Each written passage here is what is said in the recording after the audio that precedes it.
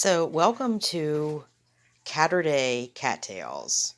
I thought I would do this every Saturday. I'll talk about one of the cats, start with my indoor owned ones, and then talk about the colony. But this is Rogue. Everyone meet Rogue. So, Rogue is the original. He is the one that actually started it. Well, no, really, he's not.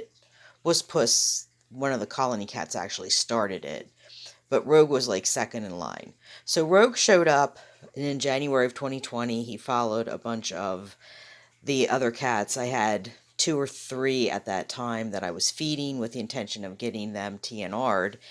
And he came up, it was a really cold day in January, and he was just so pretty. And I thought he looked like with the black fur and the white accents. I immediately thought of Rogue from X-Men because my friend and I at that time were, I mean, we still are Marvel fans, but we were like we were before 2020 and what happened there and everything getting shut down.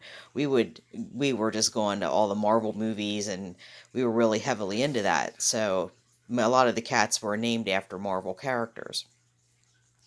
So, because I didn't know that Rogue was male, I just named him Rogue. And he hung around. It was obvious that he was a stray. He kept trying to come into my apartment. I really wasn't interested in having a cat at that point because I had when I had been illegally evicted back in 2012, and I had to surrender my dogs, and it was something that devastated me. And to this day, I still deal with the trauma from that. So I had sworn I would never get another animal. And Rogue came up, and just wouldn't take no for an answer. He kept trying to come in my apartment. He would cry at my door.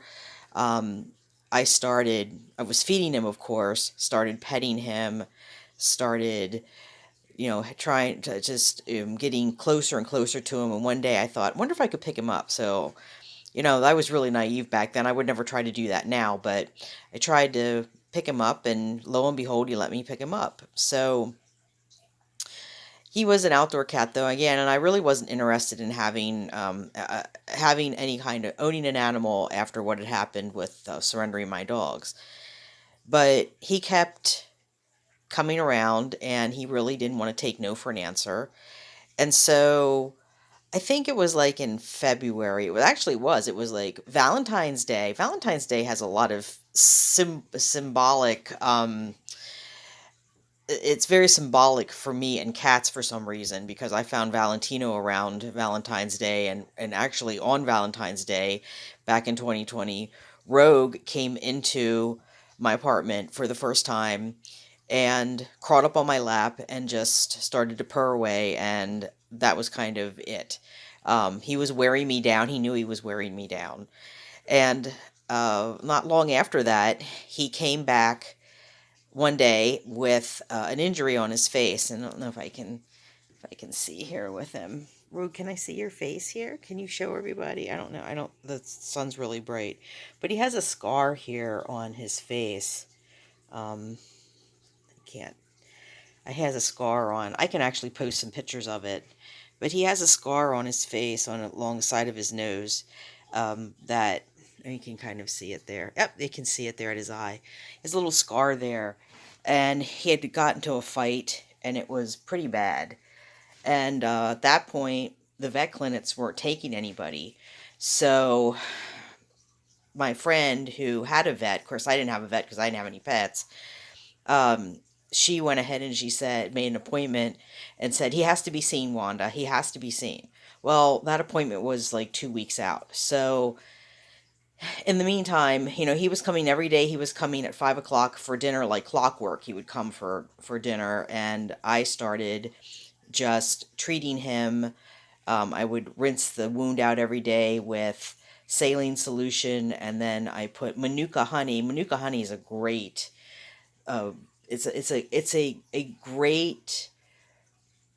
Um, it's an anti it's I think it's a natural antibacterial and it also is a natural debridement. So it sloughs away all that old skin so that the skin doesn't heal too fast and then end up trapping all that bacteria. Then they end up with an abscess. So that actually seemed to work. And his wound was healing.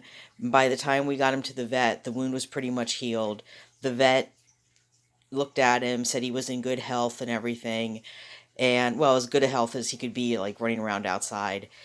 He was scheduled to get neutered, ended up getting neutered in May, and all his vaccines and everything. And then the next step was he became my emotional support cat. So we went through all the doctor's note and asking for the reasonable accommodation, and I had to go to a local disability advocacy organization, and they helped me get all the paperwork and everything together to get him actually documented as an emotional support animal. So he was the original, and a lot of the kittens that were produced were his kittens that all have since gone into rescue and been adopted. Nif is actually his kitten, and Fury might be, I'm not 100% sure on that because he was neutered, but I wasn't told that after they get neutered that they can still reproduce for a certain amount of time and you have to keep them away from the females. So he might have been responsible for Fury as well, not sure. But that's pretty much the story of Rogue. And when you talk about that bumper sticker that you see all the time, it's like, if a rescue pet, like who saved who. Rogue definitely saved me. He really did, because I was bound and determined that I was never going to have another pet in my life. I was never going to have another dog or any kind of pet, and other than my betta fish. And Rogue changed that. So that's Rogue's story. And I hope everyone has a happy Caturday and stay safe.